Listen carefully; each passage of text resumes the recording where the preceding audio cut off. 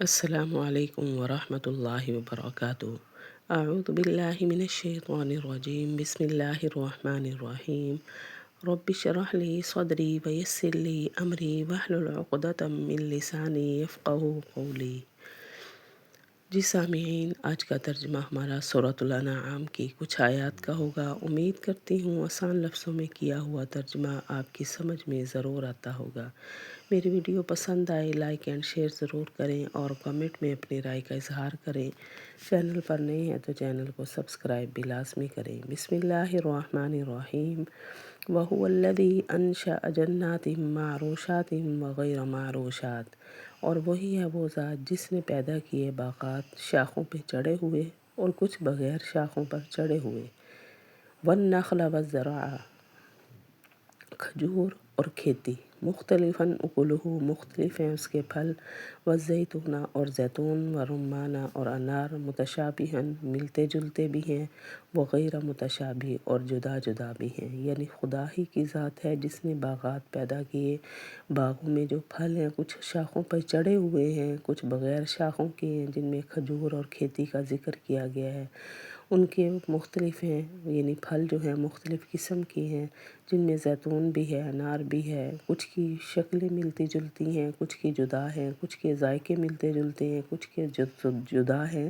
تو یہ سب کا سب کرنے والی کون سی؟ وہ خدا کی ذات ہے جس نے ہمیں پھل بھی دیے، سبزیاں بھی دی، ہر چیز ہمیں کھانے والی دی، وہ خدا کی ذات ہے۔ وہی ہے وہ ذات جس نے پیدا کیے باغات شاخوں پہ چڑھے ہوئے اور بغیر شاخوں سے، اور کھجور اور کھیتی مختلف ہے اس کا پھل، اور زیتون اور انار ملتے جلتے بھی ہیں اور جدا جدا بھی ہیں۔ کلوا من ثمرہ، تم کھاؤ اس کے پھل میں سے، اذا اثمر، جب وہ باغ اپنا پھل لائے، وآتوا حقہ، اور دو اس کا حق، یوم حصادہ، جس دن کاٹو۔ یعنی جو اللہ نے تمہیں باغات دیے ہیں ان باغوں کا تم پھل کھاؤ، اور پھر ان باغوں میں سے جو غریب مسکین ہیں ان کا حصہ بھی تم ان کو دو جس دن تم ان باغات کو کاشت کرو، یعنی کاٹو۔ کھاؤ اس کے پھل میں سے جب وہ باغ اپنا پھل لائے، اور دو اس کا حق، یہ جس دن تم اس باغ کو کاٹو۔ ولا تسرفوا، اور نہ تم زیادتی کرو، یعنی کسی پر زیادتی نہ کرو دینے میں کہ تمہارا دینا زیادہ بنتا ہو اور اس کو کم دو، نہیں، اور نہ تم زیادتی کرو۔ کیوں؟ انہ لا یحب المسرفین، بے شک اللہ تو زیادتی کرنے والوں کو پسند نہیں فرماتے۔ ومن الانعام، اور بعض جانوروں میں سے کچھ سواری کے لیے ہیں، وفرشا، اور کچھ زمین سے لگے ہوئے ہیں، یعنی گائے بھینس وغیرہ پر ہم سواری کرتے ہیں، اور کچھ جانور ایسے جو زمین سے، یعنی جیسے سانپ بچھو زمین سے لگے ہوئے ہیں۔ کلوا مما رزقکم اللہ، تم کھاؤ اس میں سے جو رزق دیا تم کو اللہ نے، ولا تتبعوا، اور نہ تم پیروی کرو شیطان کے قدموں کی، یعنی شیطان کے پیچھے نہ لگو۔ جو حلال رزق اللہ نے تمہارے لیے دیا ہے اس میں سے کھاؤ، شیطان کے پیچھے لگ کے حرام کی طرف نہ جاؤ۔ تم کھاؤ اس میں سے جو رزق دیا تم کو اللہ نے، اور نہ تم پیروی کرو شیطان کی، بے شک وہ تو تمہارا عدو مبین، کھلا کھلا دشمن ہے۔ شیطان تو تمہارا دشمن ہی کھلا ہے، وہ تمہیں صحیح راستے کی طرف لے کر جانا ہی نہیں چاہتا۔ بے شک وہ تمہارا کھلا دشمن ہے۔ ثمانیۃ ازواج، 8 جوڑے، من الضأن اثنین، 2 بھیڑ میں سے، ومن الماعز اثنین، اور 2 بکری میں سے، یعنی ان کے بارے میں آگے کہ کیا کرتے ہیں۔ 2 بھیڑ اور 2 بکری میں سے، قل الذکرین حرم، کہہ دیجئے کیا دونوں کے مذکر حرام ہیں، ام الانثی، یا دونوں کے مؤنث، اما اشتملت، کیا وہ بچہ جو مشتمل ہے، ارحام الانثیین، ان دونوں ماداؤں کے پیٹ میں، یعنی ان سے پوچھا جا رہا ہے کہ کیا تم نے دونوں کے بھیڑ اور بکری میں سے دونوں کے تم نے مذکر حرام کر لیے ہیں یا مؤنث، یا وہ جو ان مؤنث کے پیٹ میں ہے بچہ وہ تم نے حرام کیا ہے۔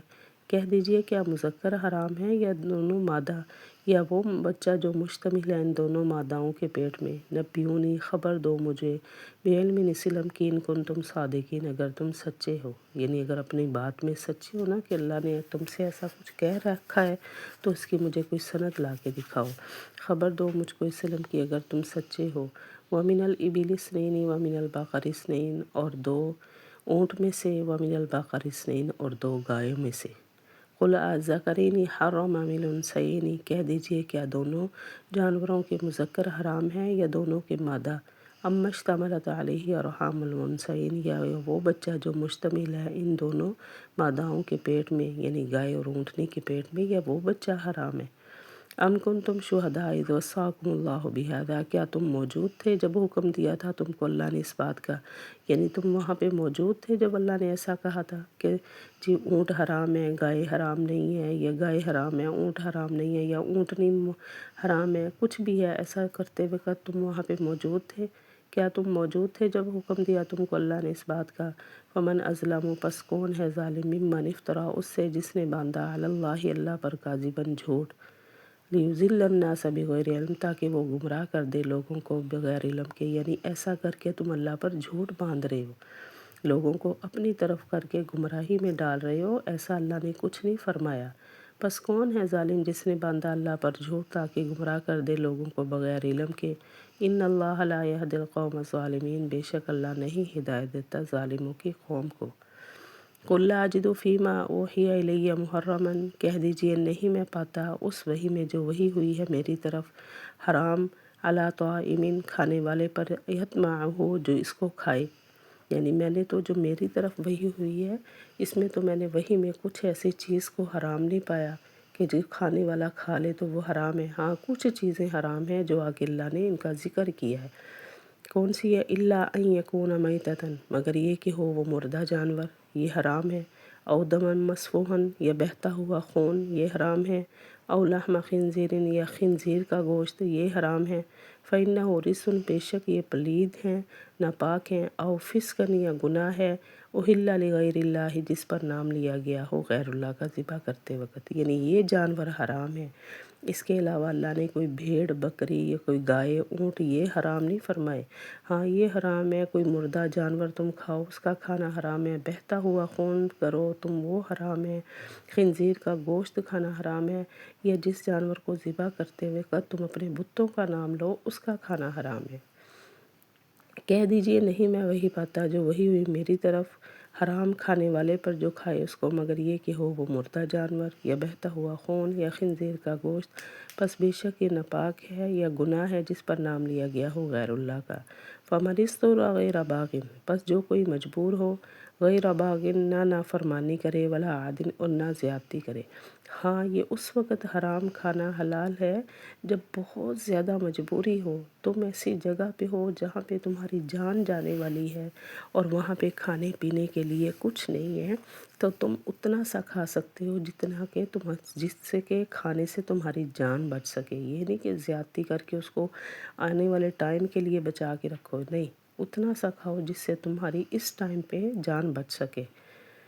پس جو کوئی مجبور ہو تو نہ نافرمانی کرے اور نہ زیادتی کرے، فإن ربک غفور الرحیم، پس بے شک تیرا رب بخشنے والا رحم فرمانے والا ہے۔ جی سامعین، یہ تھا ہمارا آج کا ترجمہ، وآخر دعوانا ان الحمد للہ رب العالمین۔